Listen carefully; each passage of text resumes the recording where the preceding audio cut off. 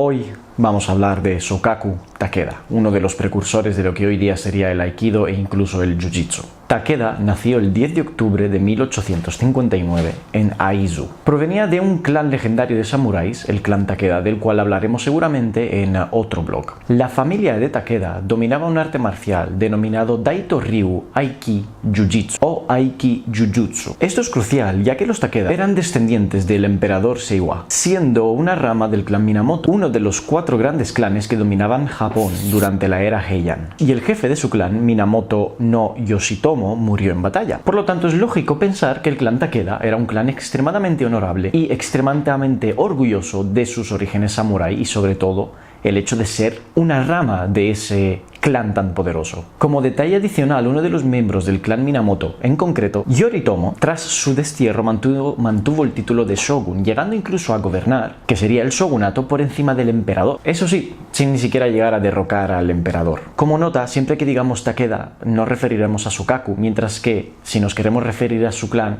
diremos el clan Takeda. Vamos a ello. Este detalle es esencial, ya que el hecho de que el clan Takeda forme parte del clan que gobernaba en su momento mediante el shogunato, hará que tanto la familia de Takeda como Takeda en concreto, a pesar de ser un niño, sea foco de muchas intrigas de la corte, como las llamaríamos aquí, e incluso sería uno de los focos más importantes de cara a las batallas. Porque si quieres destruir una familia que está en el poder, tienes que destruir todas las familias que están alrededor. En 1868, el príncipe Mutsuhito decide recuperar el gobierno que le arrebató el shogunato, y para ello comienzan una serie de batallas, y esto es absolutamente esencial. Debido a que los samuráis le subestimaban en exceso, Mutsuhito pudo tramar en las sombras hasta que fue hora de atacar ese gobierno, de atacar esos territorios del Japón, del shogunato. La parte más importante de todo esto es indicar que el príncipe Mutsuhito tuvo muchísima ayuda por parte de los franceses y por parte de los alemanes, ya que estos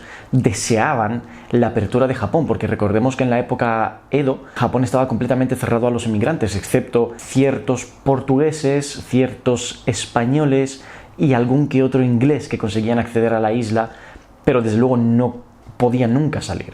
Por lo tanto, el príncipe Mutsuhito siempre tuvo ayuda externa para destruir ese shogunato que había mantenido Japón separado del resto del mundo. La batalla que definiría a Takeda se dio en la batalla del castillo Aizu Wakamatsu.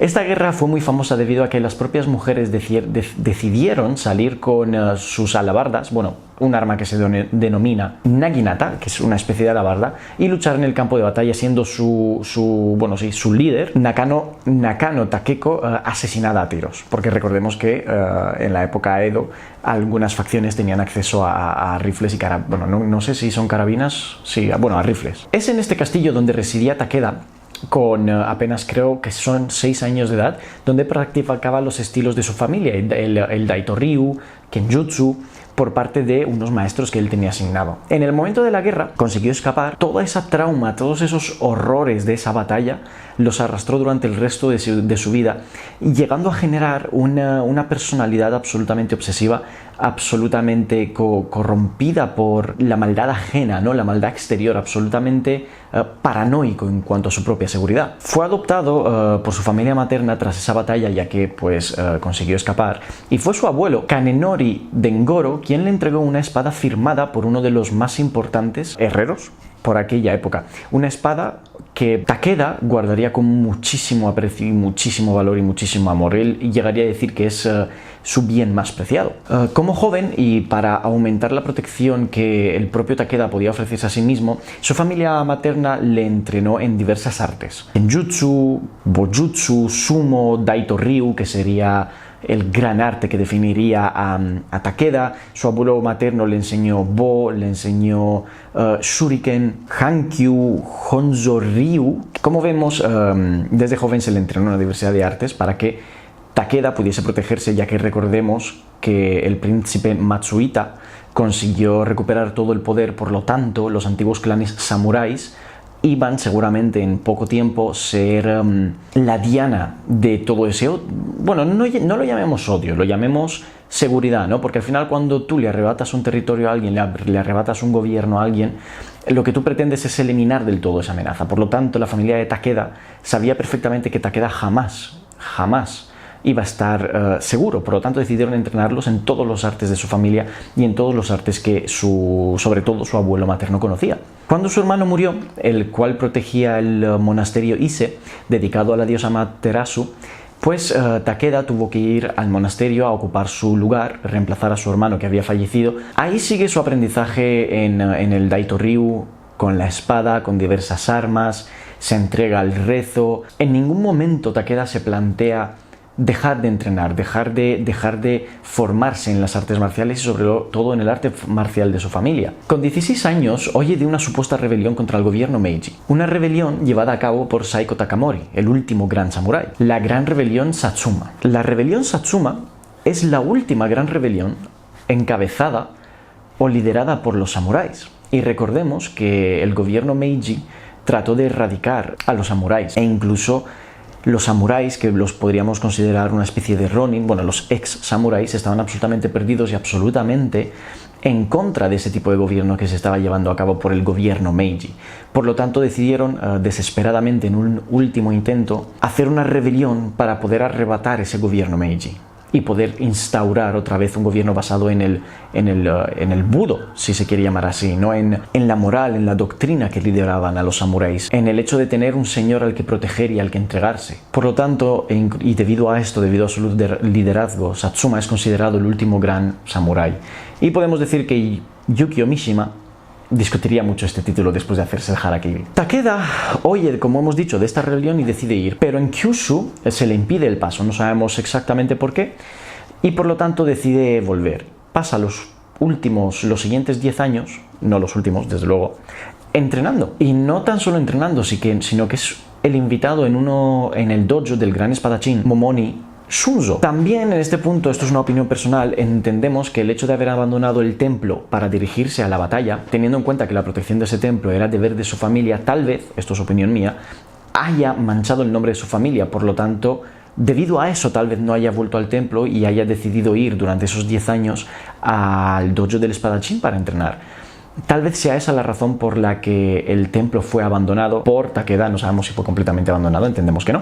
En esa parte no hemos entrado. Y es interesante que después de ese abandono de ese templo, de esos 10 años entrenando con el dojo en el espadachín, cosa que lo volvió un espadachín magnífico, vamos a hablar más adelante de eso, se haya pasado a partir de ahí todo el siglo XX viajando y dando clases. Recordemos que los samuráis ya habían sido completamente derrotados con Satsuma en el exilio, y esto y la extrema actitud orgullosa que tenía Takeda de cara a su origen samurái, de cara a su moral, a su budo, a su ética familiar, al orgullo del gran Takeda, hizo que Takeda como tal odiase la modernidad, odiase todo lo que los japoneses habían adquirido de los europeos, pero sobre todo lo que más odiaba era el estilo visual, la forma de vestir. Era algo que Takeda odiaba profusamente, e incluso él vestía el típico traje samurái, que era un poco más ancho, que te permitía en las solapas o debajo de la ropa llevar las espadas. De hecho, es algo que él hacía constantemente. Él siempre tenía sus espadas, el tesen y un abanico con láminas afiladas,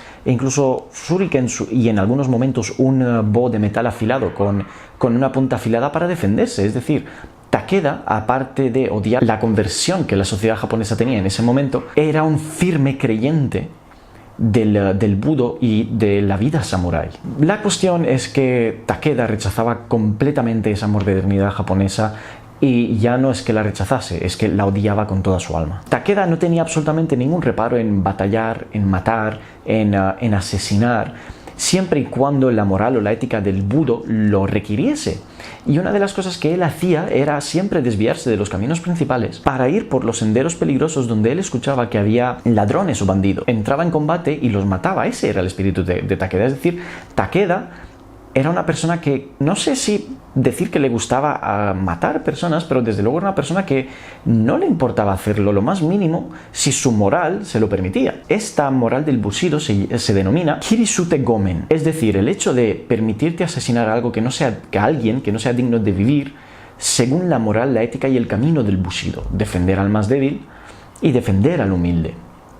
Y eso es algo que durante toda su vida Takeda llevaba con orgullo. Una de las historias más conocidas, una de las historias que además ayudaron mucho a promover su paranoia, se cuenta que un momento iba andando por la calle y en un momento dado una serie de obreros que, bueno, ya tenían, la sociedad ya tenía una vestimenta más europea, se burlaban de su ropa, como ya hemos dicho, un traje japonés ancho abierto.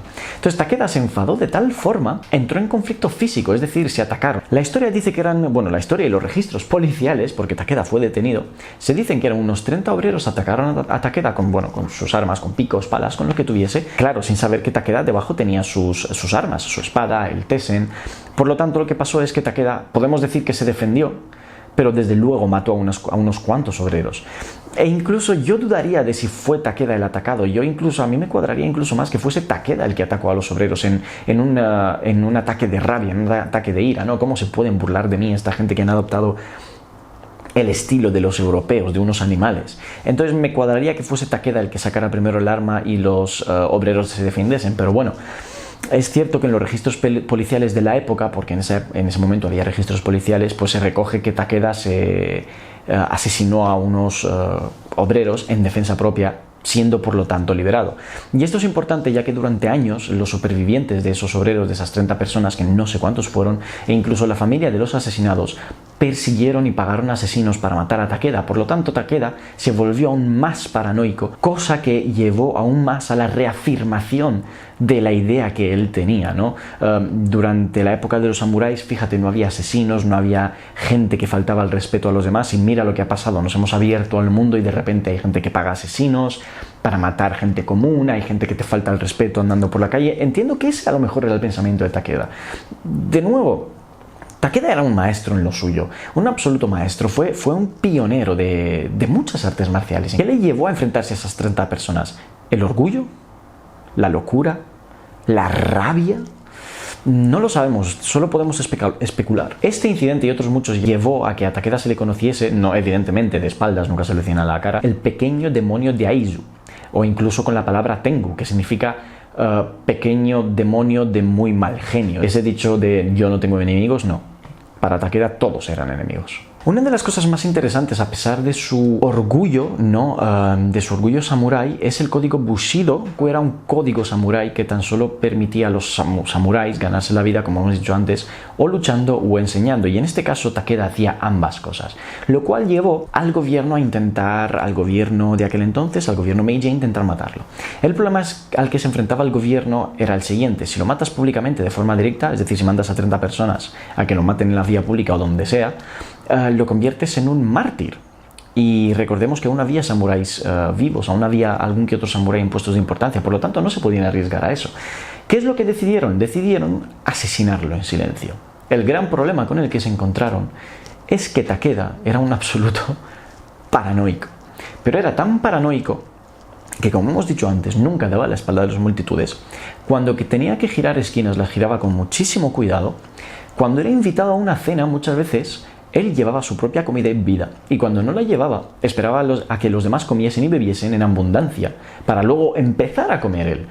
E incluso se dice que cuando era invitado a un sitio, lo que hacía era revisar todos los jardines, revisar todas las esquinas, revisar todas las habitaciones, revisar todos los pasillos, antes de siquiera entablar una conversación. Entre que el gobierno lo quería matar, entre que muchas personas lo querían matar, era un absoluto paranoico y no podía fiarse, no podía estar tranquilo en absolutamente ningún momento. Siempre tenía armas encima, siempre tenía artilugios encima. Yo personalmente, para mí no es un ex samurái, para mí es lo que hoy día podríamos conocer como ninja. A los 50 años se volvió a casar, a los 50 años, y este matrimonio entendemos que fue un poco mejor porque tuvo 7 hijos, y uno de esos hijos es Takemura, creo. El punto más importante de la vida de Takeda debido a su arte marcial es que a los 50 años, en una taberna en Engaru, Hokkaido, conoce a Morihei Ueshiba a finales de 1915. Y esto es muy importante porque Morihei es el fundador del Aikido que conocemos hoy día. John Stevens, en su libro, dice lo siguiente, y os lo voy a leer. Por alguna razón, Morihei abandonó todo lo que poseía en Shirataki, dándoselo todo a Takeda, para después ir a Ayabe y encontrarse con Onisaburo de Gucci, alguien y algo de lo que más adelante hablaremos en otro blog. Ueshiba tuvo un máster intensivo con Takeda de 10 días en ese año, 1915, y en el año 1916 se dice que asistió a otros 2 o 3 seminarios de Takeda, algo que desde luego convertirían a Takeda y a Morihei en grandes amigos para los próximos 20 años. Y se dice que esta relación de 20 años fue evidentemente muy fructífera para nosotros, para los artistas marciales, pero extremadamente turbulento. Turbulento no creo que se refiera a la relación interpersonal entre Morihei y entre Ueshiba y Takeda, sino más bien a nivel político. Además, esta relación de 20 años se llevó a cabo después de que Ueshiba invitara a Takeda a su casa para entrenar, para quedarse con él, y creo que es ahí cuando ocurre lo que antes hemos comentado, y es que Ueshiba, Morihei, le regala todas o le entrega todas sus posiciones a Takeda. Y una de las cosas importantes en este aspecto es que Ueshiba se acaba convirtiendo en un maestro de Daito Ryu, siendo entregado su certificación por manos de Takeda. Es decir, Takeda reconocía a Ueshiba como maestro del Daito Ryu Aiki Jujutsu o Aiki Jujitsu, que sería el predecesor del Aikido. Recordad que Ueshiba es quien funda el Aikido. Una de las cuestiones más interesantes e importantes de la vida de Takeda y su influencia es el siguiente, y os lo voy a leer. En 1929 se publica un artículo sobre la vida de Takeda. Historia del valiente Sokaku Takeda.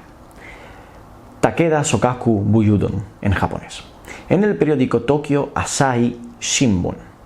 Su escritor, el almirante Isamu Takeshita, se convierte en una figura esencial de la difusión del Aikido, que no del Daito Ryu, sino del Aikido, ya que este almirante conoció a Takeda de la mano de Ueshiba. Uno de los acontecimientos más importantes que también ocurren en esta época es que en 1930 su actual esposa y su hijo menor fallecen en el incendio de un edificio, ya que Ueshiba, el almirante que hemos comentado, se juntaban o formaban parte de grupos ultranacionalistas, grupos que odiaban el gobierno actual y ensalzaban la figura del samurái, y ya no tanto la figura del samurái, sino la época Edo, cuando Japón estaba completamente cerrada y aislada a influencias exteriores. Algo que podemos llegar a ver incluso después de la Segunda Guerra Mundial e incluso hoy día con grupos ultranacionalistas, ese orgullo japonés. Y ojo al siguiente dato que también os voy a leer porque es absolutamente importante, y es que en el artículo So Sorry, Jiu-Jitsu Please, not Judo, es decir, miles de disculpas, Jiu-Jitsu, por favor, y no Judo, un artículo del año 2000, Don Angier escribe cómo su maestro Kenji Yoshida le contaba que en los años 30 la organización Kokuryukai, ultranacionalista que hemos hablado antes, se reunía en el Kobutan Dojo, creado por Morihei Ueshiba, el fundador del Aikido, sin quedar claro si Takeda conocía estas reuniones o si participaba en ellas. En 1938 se publica de forma privada el libro Budo, solo para miembros del Kobukan de este gimnasio, publicado en inglés por la editorial Kodansha, y el periódico Asahi Tokyo participó con una serie documental de fotografías.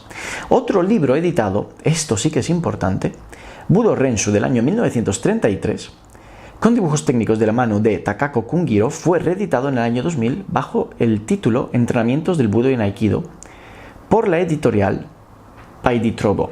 Lo que aquí se nos está diciendo es que en ese gimnasio fundado por creado por el fundador del Aikido, lo que realmente se hacía, incluso antes de abrirse ese gimnasio a practicantes, se hacían reuniones de grupos ultranacionalistas, como hemos hablado, que pretendían la derogación o la modificación del gobierno de los años 30, es decir, después de la Primera Guerra Mundial, antes de la Segunda Guerra Mundial. Esto no se tiene claro si Takeda formaba parte de esas reuniones nacionalistas. Esas reuniones nacionalistas, evidentemente, tenían como objetivo la práctica y mejora del arte marcial, del Aiki, del Aikido, del Daito Ryu, y el hecho de estrechar lazos. Una de las personas durante esta época más importante fue Sokaku, y es que Sokaku nunca tuvo un gimnasio, nunca fue invitado a hacer demostraciones, nunca ni tuvo intención de que su arte fuese certificado o fuese reconocido. Y recordemos el secretismo de las reuniones ultraderechistas. Se dice que Takeda, él mismo lo dijo, tuvo más de 30.000 alumnos mientras viajaba por todo el Japón, y que enseñaba a aquellas personas que él consideraba aptas, entendemos que a nivel moral, a nivel ético, y que podían pagarles. Pero una cosa más interesante es que certificó, es decir, reconoció, le entregó pergaminos, serían la titulación oficial, a más de 30.000 alumnos o a 30.000 alumnos. Pero hay algo curioso que nunca hizo, que es nunca reconoció ni a su sucesor, que era su hijo, ni nunca le entregó un pergamino, una titulación o un certificado, un reconocimiento a su propio hijo. Algo que es muy curioso. Una de las personas más importantes derivadas también del arte que Takeda enseñaba fue su sirviente, Choi Young-sul. Choi Young-sul fue el fundador del Hapkido.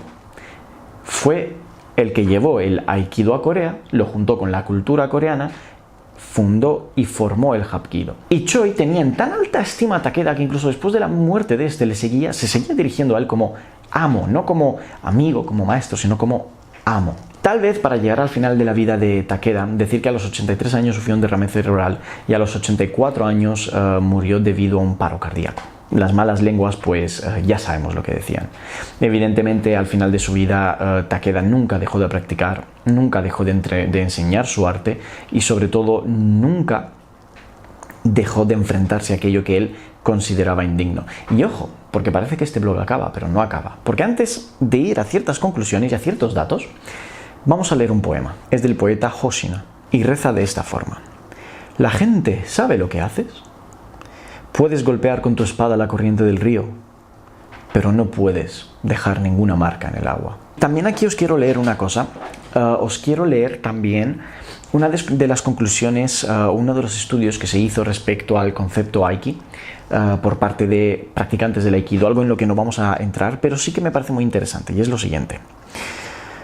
Aiki es hacer que el poder del enemigo desaparezca y aplique un ataque con el poder enfocado. Aiki no Jujutsu es un método para hacer que los enemigos ataquen en la nada al defender, anulando el poder de resistencia de los enemigos al atacar y neutralizar al enemigo a través del poder concentrado del Aiki.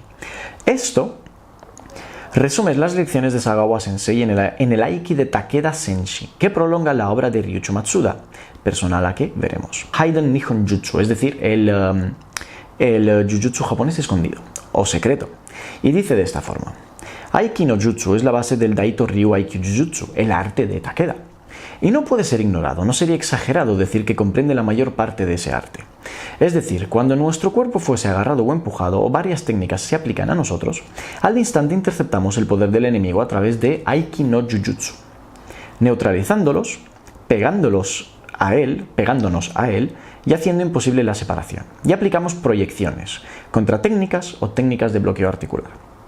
Cuando el enemigo viene a golpearnos, detenemos ese movimiento, le damos la vuelta o ejecutamos técnicas de lanzamiento y contratécnicas después de hacerle flotar y desestabilizar a través de la acción del Aiki no Jujutsu. Incluso cuando se mueve delante de nosotros, después de desestabilizar al enemigo y haciéndolo impotente a través de los principios del Aiki, le atacamos.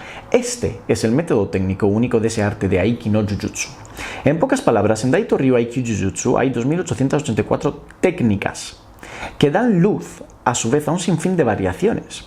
Todas y cada una de ellas emplean la acción del método técnico del Aiki no Jujutsu, simplemente realizando bloqueos de articulaciones o confiando en la fuerza física para girar, y girar sin la acción del Aiki no Jujutsu no es Daito Ryu Aikyu Jujutsu, es decir, Daito Ryu Jujutsu. Esto es un poco lío. Nosotros los estudiantes debemos entender el significado de esto correctamente y dedicar nuestra esfuerzos a la formación del Aiki no Jujutsu, es decir, el método técnico. Esto es importante ya que desde Aiki News, que es una plataforma enfocada al estudio del Aikido, no del Daito Ryu Jujutsu, pero esto es importante, se trata de luchar contra una serie de falacias, exageraciones, mentiras que se han llevado a cabo en el Aikido, algo que nosotros no entraremos, pero sí hay que decir algo muy importante. Y hay que decir que este Aiki o espíritu es el Goku, el secreto de Takeda. ¿Qué significa esto? Esto significa que la parte marcial de Takeda no implica tan solo la parte física, sino evidentemente, como conocemos y como sabemos de las artes marciales asiáticas, conlleva un proceso interior muy importante, el cual en este momento es referido como Aiki, como secreto. El problema de los 30.000 alumnos de Takeda es que muy pocos de esos alumnos conocían el Aiki de Takeda, es decir, el secreto de Takeda, es decir, lo que hay en su interior, lo que hay en su corazón, en su cabeza, en su mente, cuál es su intención, cuál es su finalidad. Y el hecho de no conocer este secreto lleva a no comprender ciertas técnicas, a no comprender ciertas motivaciones y a no comprender a Takeda. ¿Y por qué esto, a pesar de un estudio de Aikido, sí que lo estoy mencionando? Lo estoy mencionando porque recordemos algo muy importante. Takeda era un ultranacionalista. ¿Él se considerará así o no? Nos es absolutamente indiferente. Él era un ultranacionalista que estaba en completo desacuerdo con el gobierno de los últimos 60 años. Es una persona que venía de un clan samurái absolutamente orgulloso que fue aniquilado. Por el tiempo, no necesariamente por sus enemigos. Provenía de una de las ramas familiares más importantes, uno de los 4 clanes que dominaba Japón. Provenía del clan que dominaba con el shogunato. Se reunía con maestros, artistas marciales, periodistas, políticos ultranacionalistas en secreto. Tenía 30.000 alumnos, uno de ellos, el más importante, evidentemente, entiendo a nivel familiar, es su hijo, al cual nunca reconoció como maestro, nunca reconoció como practicante de Daito Ryu, a pesar de que evidentemente le enseñaba, y esto sí que no era absolutamente ningún secreto. Y se menciona en varios estudios, por varias plataformas, por varias personas muchísimo más especializadas que yo simplemente os traigo el conocimiento que esta gente pone sobre la mesa para que esté al mando de todo el mundo, que muy pocos alumnos conocían, o muy pocos amigos, o muy poca gente, conocían el Aiki de Takeda. Es decir, Takeda, por su paranoia, por su pasado, era una persona absolutamente secretista. Pero la pregunta es, ¿qué ocultaban esos secretos? Y esto es muy importante para la conclusión. Y la conclusión, después iremos con unos datos curiosos, es la siguiente. Promulgó todo ese conocimiento secreto, tanto marcial como filosófico, u opiniones, a muchísimas personas. Se enfrentó al gobierno, a un gobierno que le quería asesinar. Nunca tuvieron éxito. Se enfrentó a un montón de personas que le querían asesinar. Nunca tuvo éxito. Mató a un montón de personas. No se sabe el número. No creo que sea exagerado, pero mató a un montón de personas. Se enfrentó al sistema. Nunca reconoció el sistema. El orgullo de su clan, que lo he mencionado tanto, pero para mí es extremadamente importante, le llevó a relacionarse con partidos ultranacionalistas después de la Gran Guerra y durante la parte final de su vida. Enseñó técnicas secretas, desarrolló sistemas, conocía artes secretos como el arte del Bo, el arte del Shuriken, el arte de hablar, ¿no? El arte de lo que hemos hablado antes, de la gala, de saber cómo hablar en ciertos sitios, en público, en privado, con personas de alto nivel, con políticos, con personas de la calle. No dudaba en matar a la gente que le faltara el respeto. Y yo personalmente creo que si miramos la figura de Takeda, podemos ver en Takeda la primera figura de lo que nosotros podemos considerar o imaginarnos como esa persona que está en las sombras dirigiéndolo todo. Porque muchas veces en esas reuniones de ultranacionalistas, muchas veces se ha intentado demostrar que Takeda estaba ahí, y nunca se pudo demostrar que estaba ahí. Siempre estaba en las sombras Takeda. Takeda sabía lo que eran las sombras. Muchas veces le intentaron matar, y nunca sus asesinos volvían a casa. El conocimiento que él impartía era secreto, a pesar de hacerlo público mediante estudios, podemos decir lo que queramos. Pero ese Aiki mencionado de tal forma ocultaba su verdadera intención, su verdadero corazón. Por lo tanto, personalmente yo creo que Takeda, mediante su arte, que recordemos que no solo era físico, sino era el arte del engaño, generó y creó y reafirmó ese movimiento ultranacionalista, poniendo, enseñando y desarrollando poder político junto a sus compañeros. Y yo creo que la parte clave está en el hecho de que nunca reconociese a su hijo oficialmente como practicante, ¿no? Y yo creo que esto se debe a lo siguiente, al arte del Genjutsu. Un arte japonés basado en el engaño, la mentira y la suplantación. Es decir, yo creo que el verdadero arte de Takeda, y esto es una opinión mía, fue la suplantación del poder, el hecho de pasar desapercibido, esto en su parte final de vida, e incorporar a sus alumnos, a sus seres más cercanos, a las personas que conocían su Aiki, a las personas que conocían su deseo interior en las esferas de poder, de tal forma que su último deseo era recuperar el antiguo Japón. Es decir, Takeda es uno de los pioneros del Aikido, el más importante de hecho. Takeda es el pionero del Hapkido. Takeda proviene de un clan samurái orgulloso. Takeda proviene de una familia que dominó Japón de una forma u otra. Takeda era un maestro de las sombras, un maestro del engaño, ya que nadie pudo superarle ni en las sombras ni en el engaño.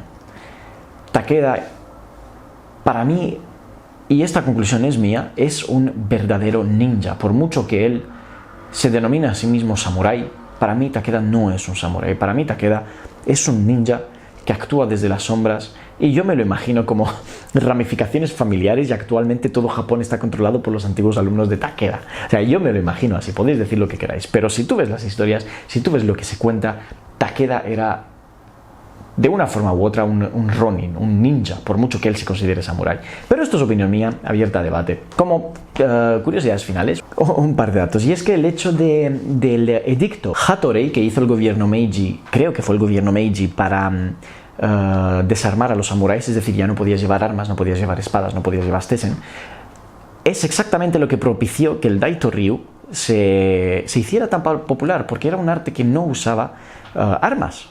Nos lo podemos imaginar como un predecesor del Aikido, del Hapkido, con una mezcla de Judo. Por lo tanto, quienes intentaron acabar con Takeda, a mi modo de ver, fueron quienes propiciaron el éxito de Takeda, ¿no? Temes tanto algo que se acaba convirtiendo en realidad. Y otro dato curioso es que en 1905, con 45 años, Takeda fue llamado a la prefectura de Fukushima, ¿sí?, donde la central nuclear, para enseñar a las fuerzas del orden y de seguridad, es decir, policías militares, soldados, supongo, su estilo.